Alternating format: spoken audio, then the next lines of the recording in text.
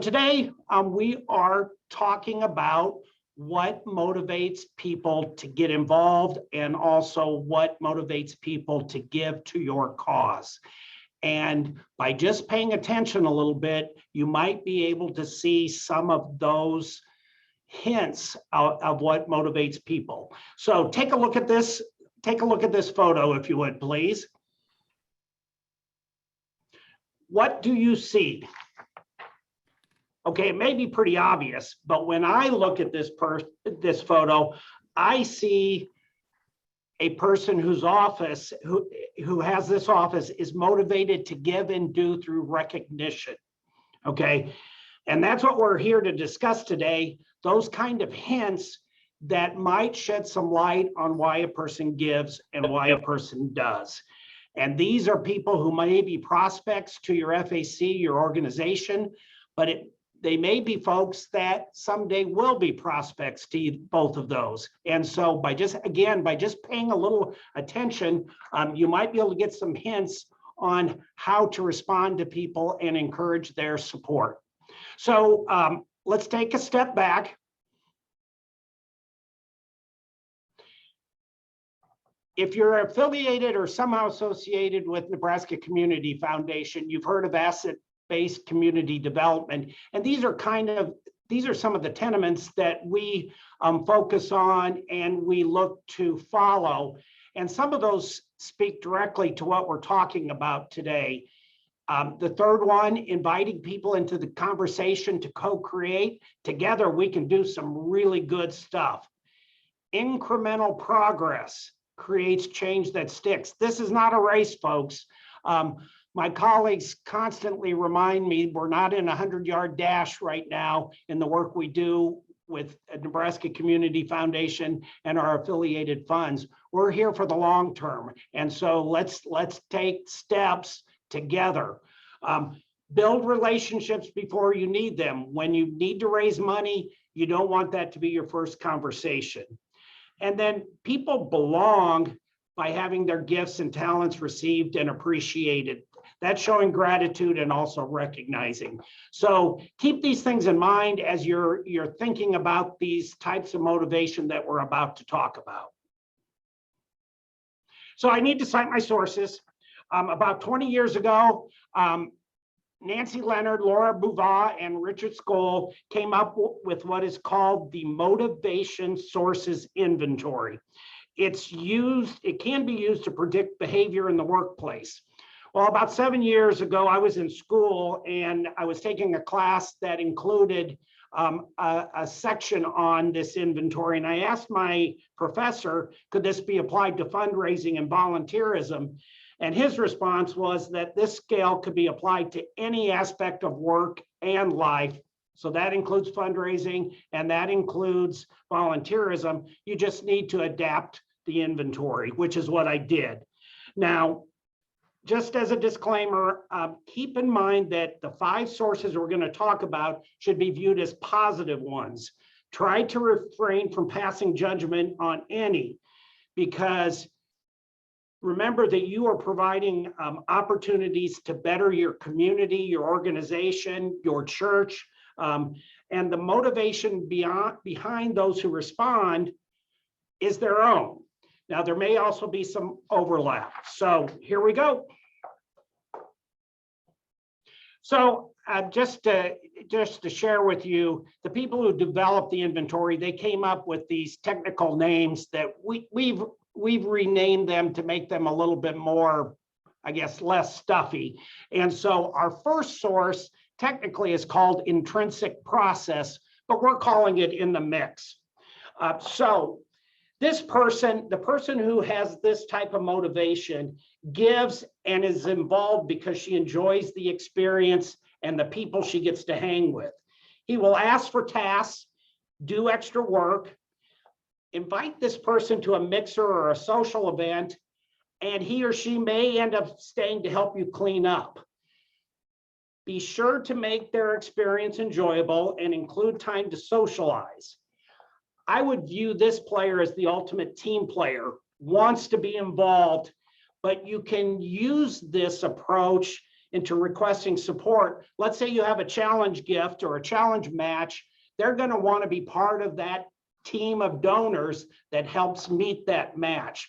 So even though the person may be a little bit more of a doer, he or she will also be a giver because she wants to be part of the team that meets that challenge or helps your organization hit its fundraising goal. Next one. Next one is called fruits of their labor. This type of donor thrives on little things, little perks, little rewards, and maybe some attention, not anything in a big way. This person may hint at what is meaningful to him or her, but you have to listen and you have to be prepared to pick up those little signs. Listen carefully though. The perks need not be large, just meaningful. A button, a community shirt like the one I'm wearing for NCF. Give that person a little gift and he or she may go a long ways to support your organization. Another sign or hint, this person will comment positively, but also very genuinely about others' recognition. I mean, he or she is truly happy for that person, but if that recognition comes his or her way, it'll make this person happy also, but this person won't demand it. Ask for his or her advice. Maybe the best thing you can do, most organizations, we have a gala, ask this person to sit at your table. They will view that as a very nice perk and help them feel even more involved with your organization. But be proactive on this. When you have people that you think have this motivation type, offer that gift, even if it's something small. So this is the one that refers back to that office with those many certificates and plaques on the wall. If you look closely, you'd notice they were probably all blank, but we thought it kind of illustrated our point. In this, a person with this type of motivation likes to be recognized on a very public level. He or she will be the first one to respond and the first one in. And they'll, you send out an email asking for help, more than likely this person will be the first one to respond because he or she wants to lead the charge. In situations like this, keep in mind that everyone wins. The person gets to be involved, gets recognized, and your organization has a huge cheerleader and also someone who is willing to give. So keep in mind that everybody wins, that's the title of this motivation source. Recognizing this person in a public way will only lead to future support and involvement. Recognize a gift from this person in your newsletter. Profile him in your newsletter. As a side note, if your organization has a marketing team, a public relations team, they're going to love these folks because they'll be willing to be profiled on your website, in social media, in your newsletter. Sometimes people don't want to have that public of recognition, but the folks with this motivation source certainly will. They'll jump at that chance. And so don't hesitate in a challenge campaign or a campaign with a match to ask for that lead gift or that challenge gift from this person, then make the gift public, obviously with permission. Next source. This is the type of person that is maybe just the opposite of the one that we just talked about. This person is not motivated by rewards or recognition, and he may actually want to avoid it and be embarrassed if it's offered to him. So keep that in mind, but make sure you involve this person and recognize this person, but in a very private way. This person will thrive on the opportunity to do tasks that are assigned in private, but also may be accomplished without much interaction. You may be thinking this person may be an introvert, extroversion, introversion. This person may be an introvert, and that's why she seeks the seeks to avoid the public limelight. The best thing you can do for this person, if you see that type of motivation source, is have private time with her or him. Assign those private tasks and just confide in this person also. This may be an opportunity to, if you're almost hitting goal on your campaign, you're just so much away, this person might step up and help close that campaign, but do so in private. He or she wants to help, but just doesn't want anybody to notice. This person will likely ask or request to have his or her gift remain anonymous. So keep that in mind. Reach out to this person, but do so when you're off to the side and having a private conversation. Okay, another question. What do you see here? A little bit of a pause. What I see here is someone who is so attuned and so supportive of an organization's mission, she put the sticker on the back of her phone to keep it close. And so this speaks to our fifth motivation source, which we call all in. Now, earlier I talked about, all 5 sources being equal. I may have slightly misrepresented myself. And so let me explain. This motivation source has removed, the person with this motivation source has removed all self-interest from being involved in your cause.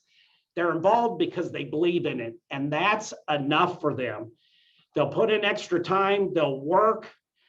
If you offer them rewards and recognition, it might catch them off guard and they'll pause and may decline. So be careful in offering what they might think are incentives for their involvement. They don't need them, they don't want them. They just want to be part of a successful organization that is doing good. And so these type of volunteers are a blessing. All the other ones are, all the other donors are, but this type of donor, this type of volunteer does not have self-interest at stake. So confide in them, ask for their advice. They'll tell you, because what they want most is for your organization to succeed. So again, just a step back before I reintroduce Kurt, because he's going to talk a little bit about some of the people he's encountered. Keep in mind, we're not on a fast track in identifying these motivation sources and responding to them. We're inviting people into conversations. We want incremental change or growth as far as devotion and dedication to your organization. We want to build those relationships before we need them. And we want to give people a sense of belonging with our organization also. So let's cut away to Kurt. Kurt, Jeff introduced him, but he's a farmer and one of Albion's and Boone County's biggest fan and hardest worker. He serves on the NCF board, but he champions Boone County's causes, including its FAC. Kurt, when we talked previously, you mentioned that you have encountered some people that may have been motivated by the fourth and fifth source, the people who work behind the scenes, the people who are all in for your effort for your cause. You want to share just a little bit about your encounters and how you identified people that had those sources? Well, I guess we probably didn't identify them until you gave me the list, but I guess to me, 2 projects come up, but to me, they were both maybe a little bit 4 and 5, maybe 5 more, but they were, once they committed, they were all in. In the same time, they wanted to be behind the scenes. They accepted recognition, but didn't relish it or didn't go after it. But both of them were large capital projects. The one ag building, been in the works for 8 years, been back and forth for funding. And at the last resort, it was, we had just one chance. We needed to raise quite a little money. We asked the individuals, which was a large family corporation, if he would make a donation to kick it off. And he came back. We needed to raise 1.7 million in a short amount of time. And he came back and offered us half of that, 850,000 for a match. So that gave us hope and gave us something to start with. And with that challenge, it was easy to raise that other 850.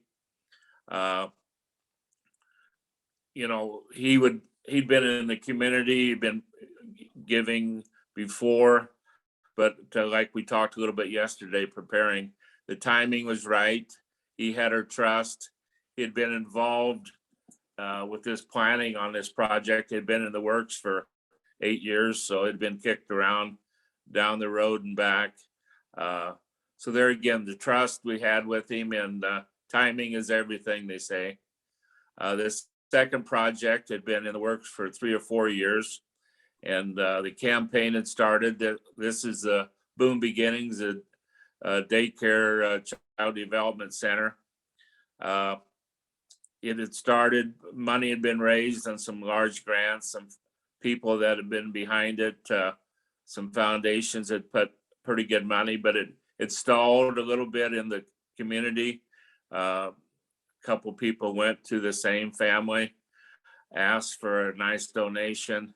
They came back with a $500,000 match, so we raised $1 million with that, and basically guaranteed the success of the building, of the project.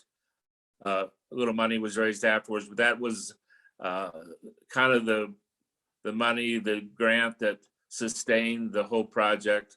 There again, their name was involved, but they've never, it didn't really need to be. They always enjoyed it, but they didn't swim in needing recognition. So Kurt, did they give you any hints that they wanted recognition, or did they actually tell you they were okay with whatever you provided in recognition and gratitude? Well, we talked about it some, and you know, we did this and that, and he always the one that kind of heads it up. Oh, you know, we'll see or something. We did with the big ag building, we did name the arena, and they appreciated that. So one more question, Kurt. This experience, do you get the impression that they felt it was a positive experience for them to be part of this project? And very much so. Very much so. Would you hesitate to go back to them at the appropriate time with the appropriate project? Or would you not hesitate? I don't know, I'd go back anytime, you know. Hopefully, you know, these are 2 large projects, but something like if another project come up, or even smaller things, I wouldn't hesitate at all. And I think it's been a good enough experience that they would be willing to help again. Awesome. So it was a good experience for your FAC, but also a good experience for your donor. So it was a win-win.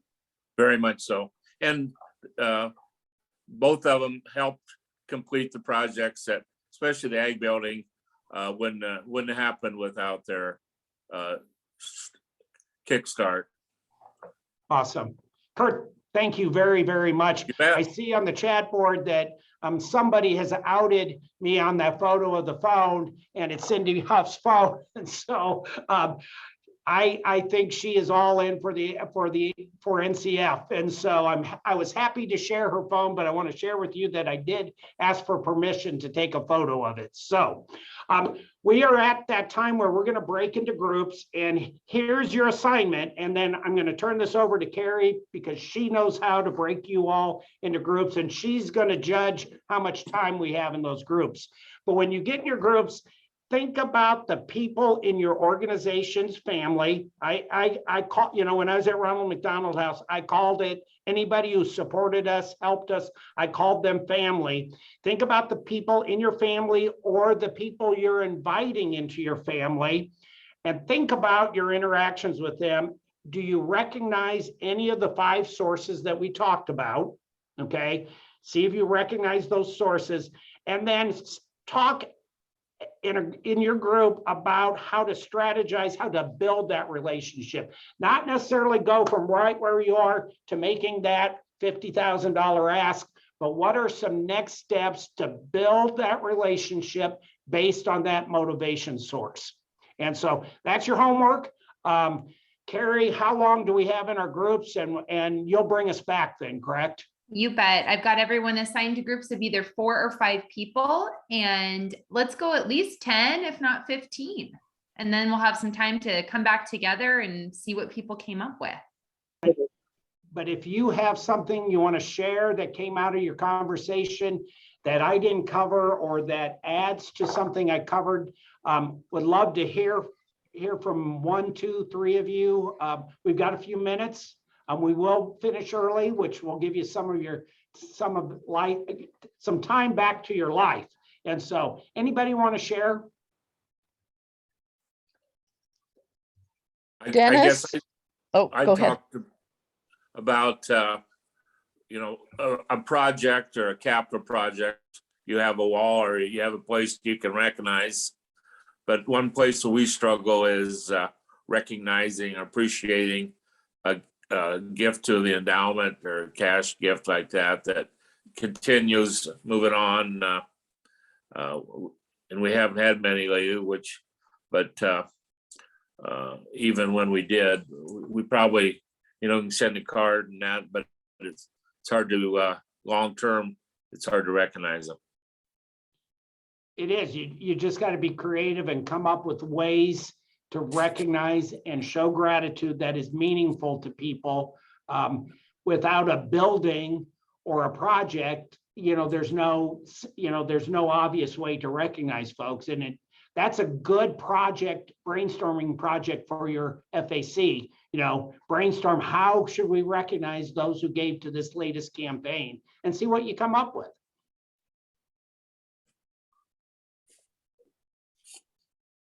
Anyone else?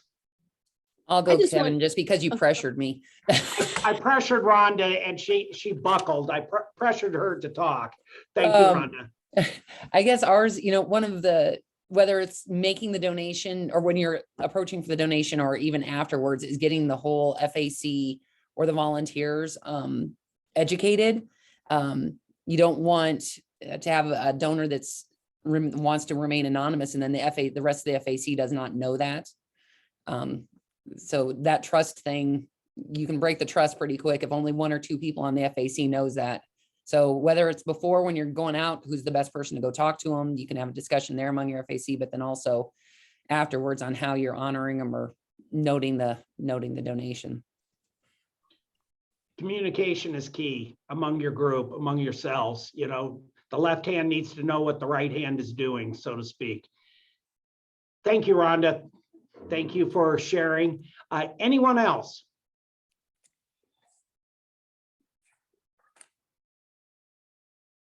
I'll probably count to 10. We'll have that awkward silence for just a few more seconds. I have one more slide, and then Carrie has a few what I'll call commercials. I hope that's okay. Kevin, this is Jeff. I'll report back from our small group. So Dale Doolin and Bob Larson and I had a nice conversation. And one of the things Bob asked about in particular was, how many times per year should we be thanking people or recognizing people or whatever the case is? And that brought up a nice opportunity to talk through. Well, it very much depends. It depends on that donor, what they prefer. But we do know that, there's a couple of keys here is once you have an existing donor, doing good stewardship to try to keep that person engaged and keep them giving again and again, hugely important. And much easier than actually finding new donors. So getting people engaged in your mission and getting them continuing to give is incredibly important. For some people, that will be an act of thanks or recognition and so forth. But for other people, it very well may be just keeping them well informed, or continuing to share new opportunities with them, or continuing to share the impact that their gift had on somebody's life or a particular program, or, you know, just the ways that it's creating change and additional goodness. So I think the conversation that Bob and Dale and I had was really good in terms of, boy, this is incredibly important, because creating relationships with donors, extending those relationships with donors, and then quite honestly, people that are in the habit of giving are the people that are most likely to do an estate gift to your fund as well. So trying to get people in the habit of giving is extraordinarily important here, and understanding their motivations is a big part of getting them in the habit and keeping In the middle of my Zoom. But Jeff, I would just thank add, you. I would just add being creative and diverse in the way you engage your donors is just so important. Everybody responds to things differently, and we haven't settled. I'm proud that we haven't settled into any kind of a rut. We just keep evolving in the way we engage with our donors. So I think that's good. The important thing is just that you keep reaching out and making somewhere between 3 and 6 intentional touches a year, I think, and they'll stay on board with you. So This all sounds like a different topic for a lunch and learn somewhere down the future. So who knows, folks? Who knows? Anybody else? Before we go to that last slide, and then Carrie to bring us home. Anybody else? I'll start the 10 countdown in my head. I guess to me, this is Neil Van Boning. I had never thought about these different categories. And so this is, I think will give me a lot of food for thought and something to bring to our fund to discuss. I think we have maybe grouped a lot of people all in one category. So I mean, that intrigues me. I would love to hear how that conversation goes after you have it, you know, after you go through those, and if I can help in any way, just let me know. okay. Anyone else? So last slide, Carrie, if I could, please. So folks, you know, if you're not sure what motivates people, how they want to be recognized, you know, how gratitude, how best to show gratitude, don't hesitate to ask. You know, if you have somewhat of a strong relationship with someone, just ask. You know, we'd love to have your gift, and how would you like to be recognized for it? Or how can we best thank you? You know, you might get a pause because people probably haven't been asked that, but once they think about it, they'll appreciate being asked, and more than likely, they will give you a response. They'll share what is meaningful to them. So if all else fails and you can't tell or you're unsure, make sure you ask. Ask and you will receive. And so before I turn this over to Carrie, I want to thank you for listening and participating. If you want to have further conversation, just shoot me an email. I'm on NCF's website. You can reach me, K Warneke, and then the remainder of the email address. I'd love to have other conversations with you if this is something of interest to you. So thank you again for giving up your lunchtime with me and my colleagues at NCF. And Carrie, bring us home.